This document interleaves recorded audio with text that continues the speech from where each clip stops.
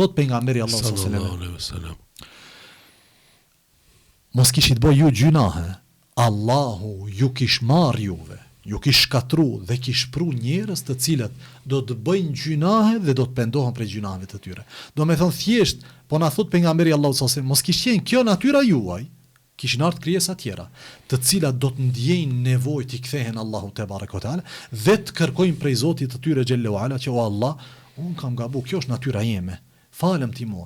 Andaj për tu pendu, njihe veten tënd. Kjo është gjë e parë. Gjë e dytë, njihe Zotin tënd xhellahu ala. Ai që nuk e njeh Allahun, kujt i pendohet? Si i pendohet?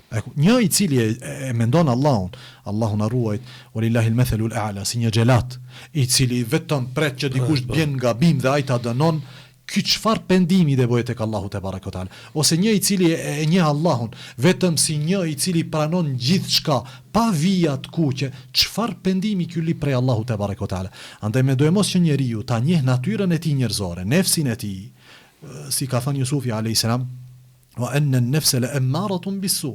Nefsi njeriu urdhnon për të keqe. E kur e di njeriu që nefsi im urdhnon për të keqe, a ka dikush i cili më mbulon këto të këqija? A ka dikush i cili ma mundson që unë të jetoj në thojza në harmoni me këto të këqija të cilat do t'i bëj, po të kthehem dhe të pendohem dhe të ndjej keqardhje? Ka dikush, po si është ai? Ky i Zoti jon xhellahu ala, si është te barekuta teala? Du ta di robi që Allahu xhellahu ala është Zoti i tij fisnik dhe bujar. Është Zoti i tij i cili gëzohet me pendimin e robit të tij.